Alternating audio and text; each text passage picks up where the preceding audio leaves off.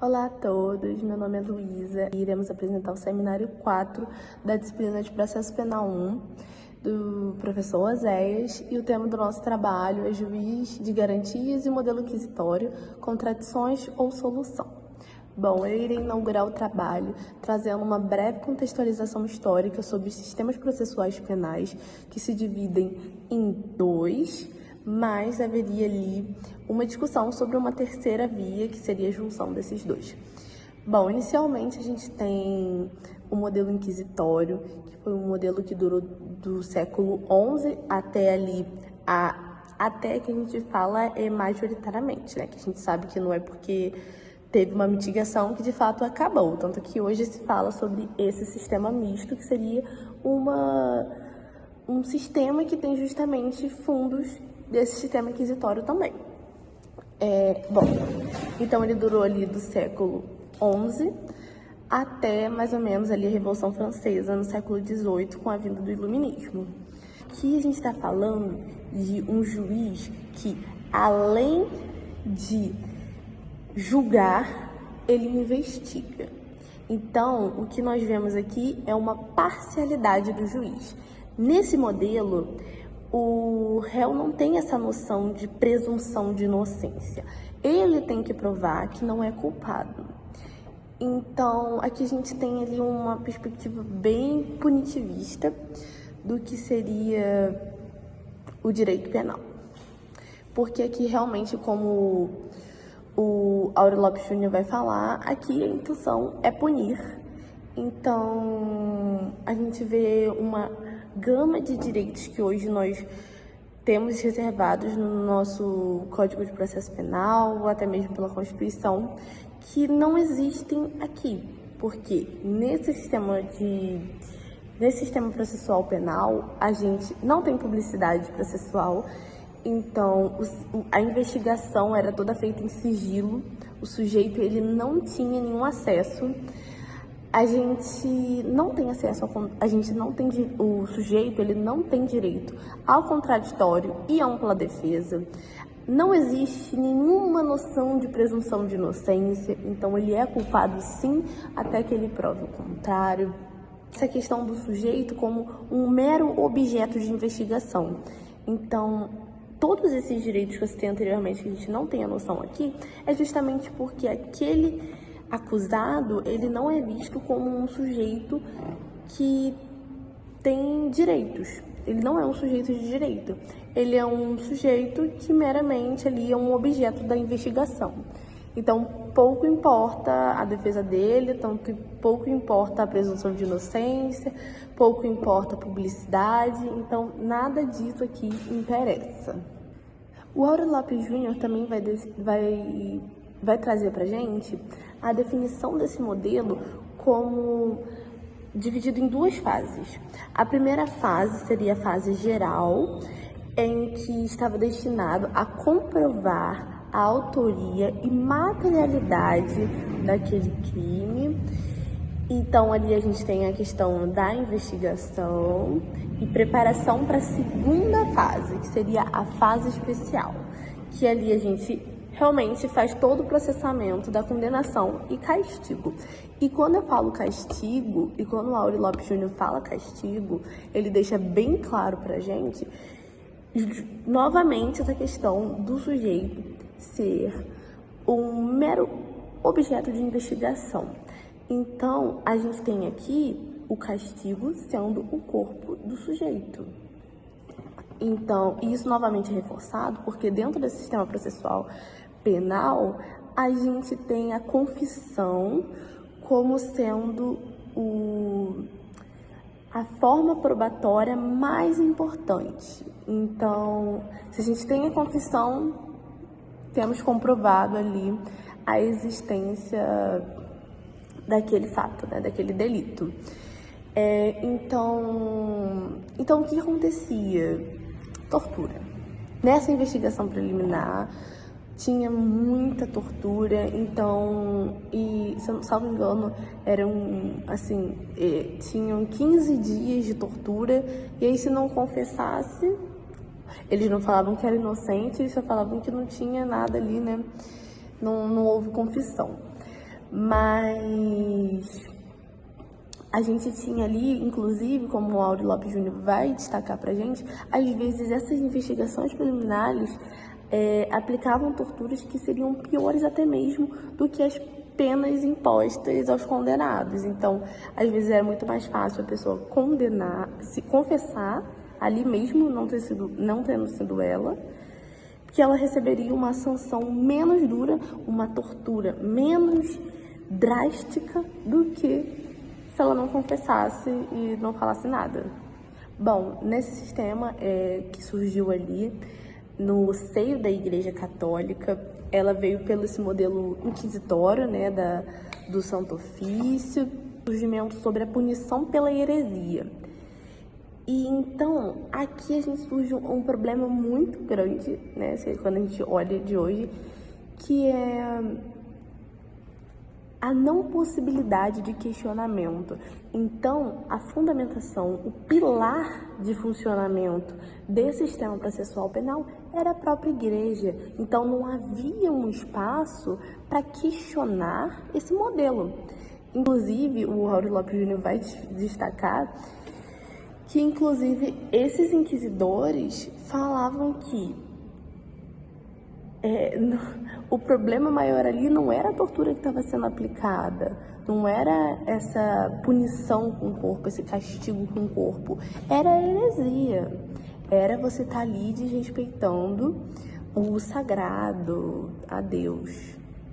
Bom, além disso, a gente tem aqui uma grande problemática no que se diz sobre essas provas para sustentar ou até mesmo iniciar um processo, que bastavam 2 testemunhos para comprovar o rumor.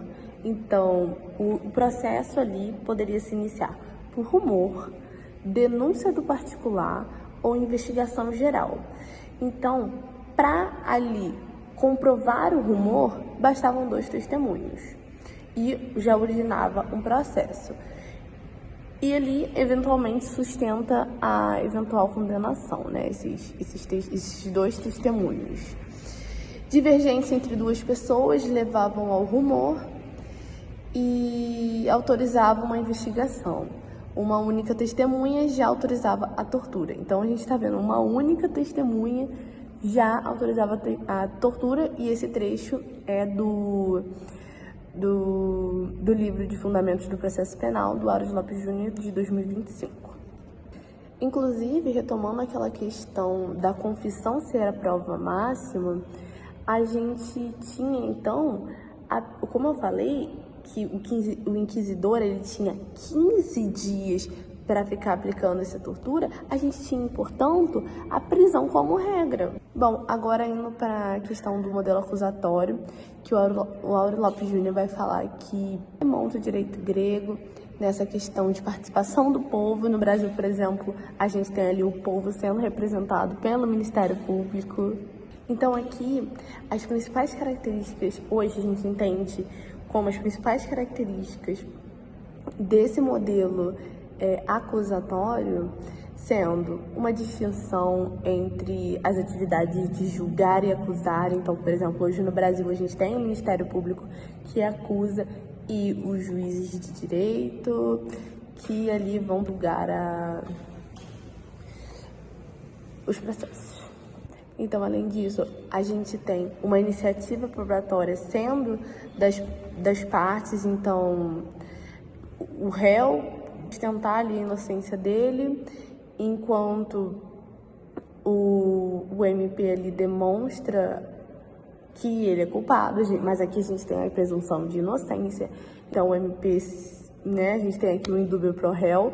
Então, em falta de provas, a gente não pode condenar ali aquele sujeito. A gente tem um sujeito de direitos que tem direito ao contraditório, à ampla defesa, à publicidade do processo, tem a possibilidade de reformar decisões. Então, a gente tem ali duplo grau de jurisdição, a gente tem uma seguridade jurídica que produz o trânsito em julgado, além, é claro, né, de ter essa questão da inércia do juiz. Tem uma contradição no nosso Código de Processo Penal, artigo 3º-A do Código de Processo Penal, que dispõe: o processo penal terá estrutura acusatória acusatória. Então, ele estaria escolhendo de forma expressa o sistema processual penal acusatório. Vedadas, prestem atenção, vedadas a iniciativa do juiz na fase de investigação e a substituição da atuação probatória do órgão de acusação. Então, o que a gente tem aqui? Uma clara vedação, com base no sistema acusatório, do juiz ter uma iniciativa de atuação probatória. Porém, quando nós visitamos o artigo 156 do Código de Processo Penal, nós nos deparamos com a seguinte disposição: a prova da alegação incumbirá a quem quiser, sendo, porém, facultado ao juiz de ofício ordenar, mesmo antes da iniciada ação penal, a produção antecipada de provas consideradas urgentes e relevantes, observando a necessidade, adequação e proporcionalidade da medida. 2. Determinar no curso da instrução ou antes de proferir a sentença a realização de diligências para dirimir dúvida sobre ponto relevante. Bom, então a gente vê nessa contradição uma clara parcialidade do juiz, sendo que seria de forma expressa para ser um juiz de garantias. Bom, posteriormente a gente vai aprofundar sobre essa questão do juiz de garantias e o sistema brasileiro como um todo. Aqui eu finalizo essa parte de sistemas processuais penais, que a gente pode ter ali uma breve contextualização, né? Então é isso, e eu passo a palavra agora para minha colega Sofia. Oi gente, meu nome é Sofia, eu vim dar continuidade ao nosso seminário sobre justiça e garantias e o modelo inquisitório. A minha colega já trouxe sobre os modelos e eu vim começar a trazer sobre o juiz em si. Então, para a gente iniciar, o juiz de garantias, ele foi introduzido no nosso ordenamento jurídico pela Lei 13.964, de 2019, que também é conhecida como o pacote anticrimes. Promoveu, diversas alterações do nosso Código de Processo Penal, incluindo os artigos 3A e A3F, que são os que definem o juiz de garantias. Então, a gente começa pelo objetivo central dessa mudança, né? Que veio para fortalecer o nosso sistema acusatório, tá? Que ele já é previsto na nossa Constituição, principalmente pelo artigo 129, inciso 1º, que atribui ao Ministério Público a função de promover a ação penal pública. Então, esse sistema ele se baseia na separação clara de quem vai investigar, para quem vai julgar, para quem vai acusar, para quem vai defender, tá? Para garantir, de fato, a maior imparcialidade no processo. Então, antes da criação do juiz de garantias, o nosso modelo brasileiro ele permitia que o mesmo juiz que fosse atuar na fase de investigação atuasse na fase de julgamento. O que isso quer dizer? Isso quer dizer que o magistrado que ia acompanhar o inquérito, que ia decidir sobre prisões e medidas cautelares, busca e apreensões, ele ia depois, no momento do processo, julgar o mérito da ação, julgar o réu. Então, esse modelo que a gente tinha antes, passou a ser bastante criticado pela doutrina e pela jurisprudência, principalmente pelo argumento de que ele podia comprometer a imparcialidade do juiz. Isso porque o juiz ia ter contato com os elementos que iam ser produzidos na fase pré-processual, né, que é um momento que a gente não tem o contraditório, a gente não tem a ampla defesa, e assim ele poderia, mesmo que de forma inconsciente, criar uma pré-convicção sobre o caso, sobre o réu. Ele poderia acabar tendendo a condenar uma pessoa porque antes ele decretou uma prisão. Então, isso gera uma tendência a confirmar uma hipótese com base em informações iniciais, sem ter tido a oportunidade de ouvir o réu, de ouvir a explicação dele sobre o caso. Então, justamente visando evitar essa situação que surge o juiz de garantias. Então, de acordo com o artigo 3B do Código de Processo Penal, ele é o responsável pelo controle de legalidade na investigação criminal e pela salvaguarda dos direitos individuais do investigado na fase pré-processual. Ou seja, ele atua ali exclusivamente na fase do inquérito para garantir que aquela investigação que está acontecendo respeite os direitos fundamentais e esteja ocorrendo de forma lícita. Então, ele vai estar ali para garantir que tudo isso esteja acontecendo sem participar de fato da fase de julgamento. Então, no artigo 3b ainda, ele vai nos trazer as principais atribuições do juiz de garantias, em que elas estão o controle de legalidade de prisão flagrante, decisão sobre manutenção do relaxamento de prisão, concessão de liberdade provisória, enfim, e várias outras medidas cautelares, além de ser responsável por autorizar as outras medidas, né, consideradas mais invasivas, como busca e apreensão, quebra de sigilo, seja fiscal, bancário ou telefônico, enfim, e outras diligências que podem afetar os direitos do investigado. Então, esse juiz ele vai estar ali para analisar essas questões, essas diligências, se cabe, se não cabe, se tudo que está acontecendo da forma correta, enfim, de forma que o acusado, o investigado, né, não tenha nenhum dos seus direitos feridos.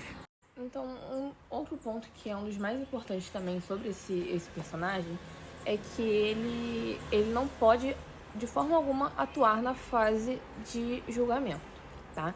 Então, no artigo 3c,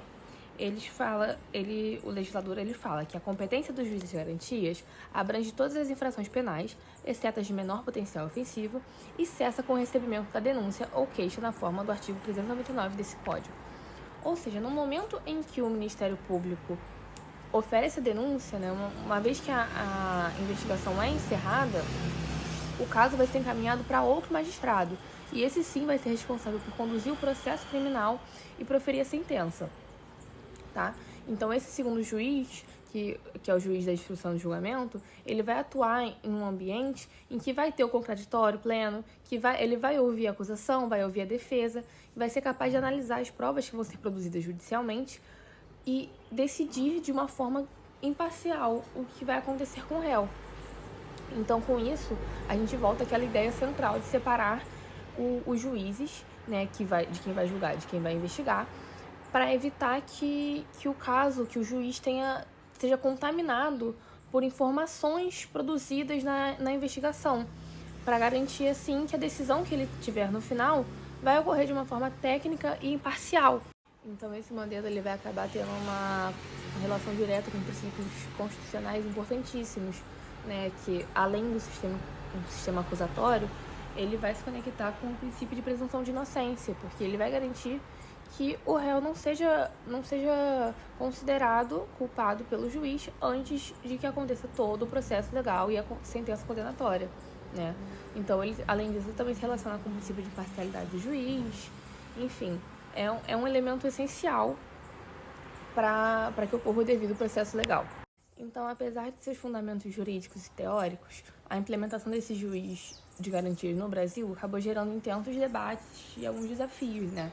Sendo que os principais argumentos contra seria a respeito de comarcas menores, comarcas no interior, que não teriam essa estrutura para implementar ele, uma vez que em muitas delas existe apenas um juiz responsável para lidar com diversas demandas, então ia acabar dificultando a separação entre juiz de garantias e juiz de julgamento.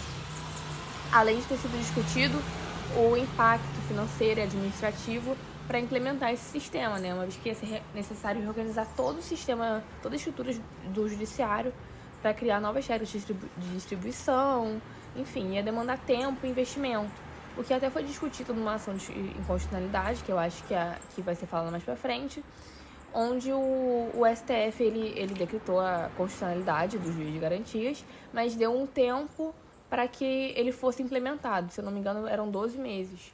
Tá? Porque isso demanda muito tempo. Você inserir um novo personagem no nosso sistema judiciário demanda tempo, demanda dinheiro, demanda uma organização muito grande.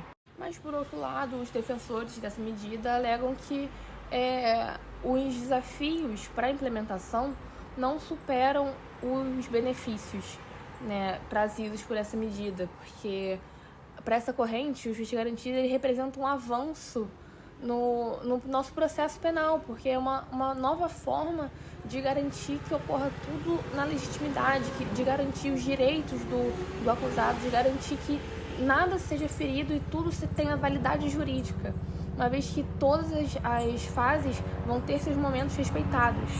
Bom, então a minha parte basicamente foi isso, foi trazer para vocês um pouco do que é esse juiz, né, de qual é a função dele.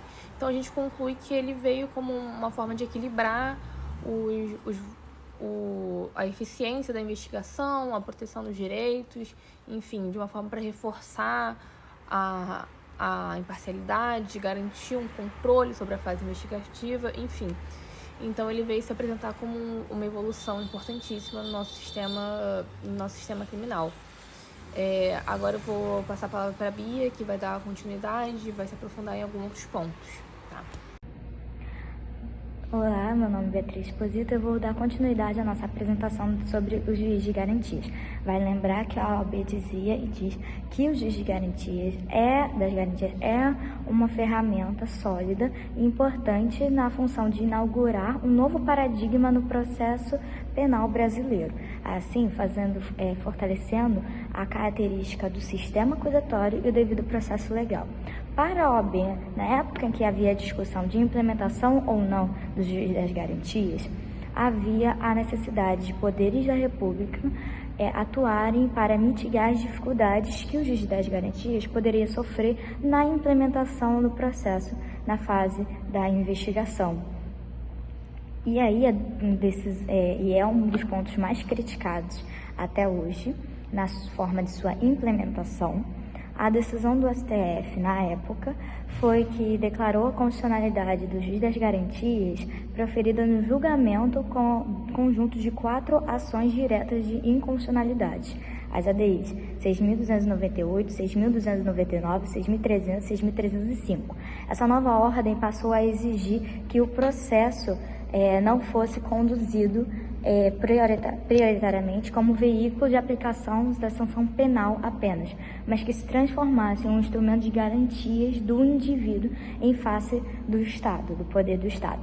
Além disso, os ministros entenderam que a competência do juiz das garantias acaba no oferecimento da denúncia e não na sua recepção, o que reformou o projeto pactuado como projeto anticrime da Lei 13.964 de 2019.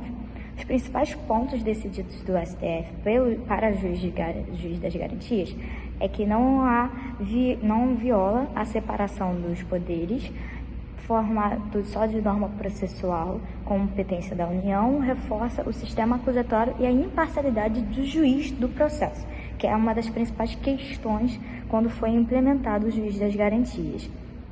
Principais pontos decididos pelo STF sobre o juiz das garantias foram esses, com a principal forma de implementação maior do sistema acusatório, principalmente na fase de investigação.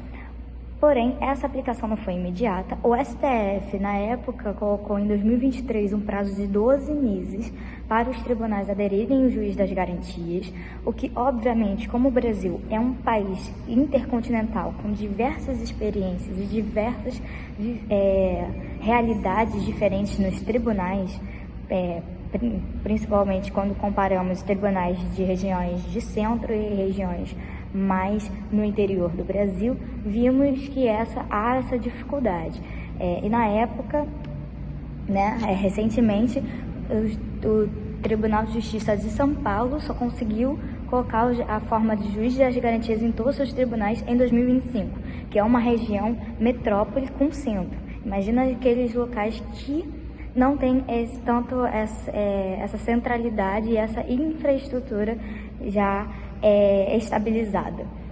Além disso, o juiz das garantias tem limitações. Não se aplica ao STF e ao STJ e pela competência originária, não se aplica ao tribunal do júri e não se aplica em casos de violência doméstica e em infrações de menor potencial ofensivo. O que é preocupante, porque há muitos indícios de investigações que podem contaminar o juiz em casos de infrações de menor potencial ofensivo, já que a investigação pode, de alguma forma, contaminar a imparcialidade do juiz. E o juiz das garantias sendo vetado nesses casos, na minha opinião, é uma das formas de não haver tantas mudanças assim porque as pessoas que possam sofrer de investigações puramente ilegais ou arbitrárias, elas podem sofrer com isso e o juiz do processo pode se contaminar com essa investigação arbitrária, por exemplo. Então, o papel principal do juiz das garantias é controlar a legalidade da cadeia de custódia, ou seja, se a prova for mal coletada, o juiz das garantias pode invalidar. Ou se houver quebra de sigilo, o juiz das garantias é quem vai avaliar o impacto dessa quebra no processo. Se há ilegalidade, ele impede que chegue essa ilegalidade no juiz do processo, e aí isso favoreceria a imparcialidade.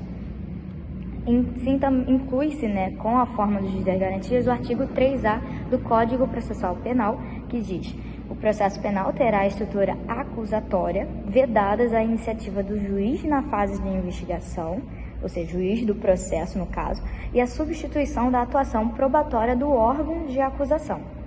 Porém, não mudou-se os artigos 155 e 156, porque, exatamente como há vedações do juiz das garantias em certos casos, ainda permanece essas atuações, que é o juiz do processo formará sua convicção pela livre apreciação da prova produzida em contraditório judicial, não podendo fundamentar sua decisão exclusivamente nos elementos informativos escolhidos na investigação, ressalvadas provas cautelares, não repetitivas e antecipadas, somente quando ao estado das pessoas serão observadas restrições estabelecidas na lei civil. Ou seja, na teoria, o juiz do processo também não seria contaminado e aí com esse artigo não necessitaria do juiz das garantias, porque já é uma legalidade, já é uma norma legal de proteção, porque aí o juiz não poderia participar de elementos exclusivos da colheita na investigação. Mas a partir do momento em que eu tenho a possibilidade do juiz do processo ter a presença de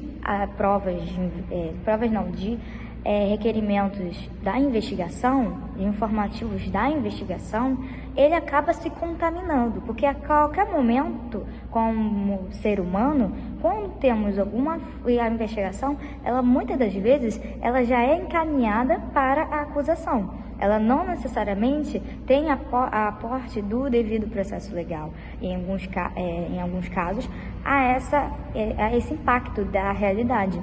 Então, quando o juiz do processo tem acesso a essa investigação, que normalmente ela é encaminhada a um sistema inquisitivo e não acusatório, como o nosso Código de Processo Penal valida o sistema acusatório, mas pela falta de investigação e pela falta de complemento na realidade, a gente acaba vendo que muitos juízes do processo têm acesso a inquérito policial e têm acesso à investigação. E com isso, ocorre que a possibilidade de contaminar-se e o juiz já formar uma posição própria do caso, do processo, já invalida a imparcialidade. E aí invalidaria todo o processo? É essa a questão. E aí o juiz das garantias serviria para ajudar a não contaminação do juiz. Porém, quando a gente tem essas vedações de alguns casos criminais e também temos a possibilidade de não ter esse juiz das garantias pela falta de infraestrutura, pela falta de poderes da República que não fazem alguma coisa, apenas mandam, como a STF mandou, os tribunais a abrirem infraestrutura, como em 2023, e em 2026 não é do nada que a estrutura ela funciona. E aí no artigo 156, inciso 1º, fala que a prova da alegação incumbirá a quem a fizer, sendo, porém, facultada ao juiz de ofício ordenar, mesmo antes de iniciada a ação penal, a produção antecipada de provas consideradas urgentes e relevantes, observando a necessidade, a adequação e a proporcionalidade da medida. Quando ele vê a urgência e relevância de alguns casos, podem ser do contexto processual ou pode ser de um contexto de formação própria do juiz. Então, quando o juiz age de ofício para tal, já no Código Processual Penal, há formações que falam que o juiz não pode agir de ofício. só em alguns casos. E esses seriam os casos. Só que essa formação de você agir na necessidade, a necessidade é cabível e dá para entendermos o porquê. Mas a adequação de quê? A adequação de querer punir, do Estado já querer punir no processo, é essa a questão. Então o juiz já está, querendo ou não, contaminado, porque teve acesso à investigação, formou-se previamente um conceito, vê a necessidade de uma adequação para ordenar uma prova de alegação no próprio processo. Esse processo estaria válido? E aí o nosso conceito de juiz natural? Até que ponto ele ainda permanece no nosso sistema? Então o juiz, antes do juiz da formação, né, do juiz das garantias, o juiz via diretamente a prova, mesmo mal preservada. E é nesses casos que ocorre essa contaminação e esse problema no nosso processo penal. E agora o juiz das garantias avalia a legalidade, incluindo a cadeia de custódia, que é se houve ou não houve algum dano, algum efeito, antes de chegar ao juiz. O juiz do processo recebe a prova já filtrada. Então aquela prova arbitrária feita, normalmente ela não deveria entrar. Ela com o juiz das garantias não vai entrar porque não vai ter acesso ao próprio juiz do processo. E isso validaria o nosso devido processo legal e a questão do juiz natural. Mesmo após o STF declarar constitucional, o modelo ainda não está implementado em todo o Brasil. Então, na prática, muitos juízes ainda têm acesso ao inquérito e julgam o caso, ou também, além do inquérito, também a investigação. O outro ponto de reflexão é a fragilidade do juiz das garantias também, pois não é para todos os crimes, logo quem acionará o juiz das garantias e quem garante que o juiz do processo não obteve acesso ao inquérito policial ou à investigação por completo. Porque o juiz das garantias pode apenas afirmar que houve essa recepção. Mas quem diz que o processo foi contaminado ou não, é quando a gente tem a possibilidade do juiz do processo ter acesso a essa investigação. E basicamente é a nossa conclusão para termos momentos e condições de mudança. É claro, o juiz de garantias é uma ferramenta nova e que muitos discordam e outros concordam, mas na minha opinião não adianta a gente formular novas figuras no processo e não termos esse arcabouço de infraestrutura para todos os tribunais e que isso for realizado, porque é uma figura formada muito importante para os processos, muito importante para as decisões e sentenças. Então, seria necessário fazer novos locais com fiscalização e com a ajuda necessária para todos os indivíduos terem essa garantia.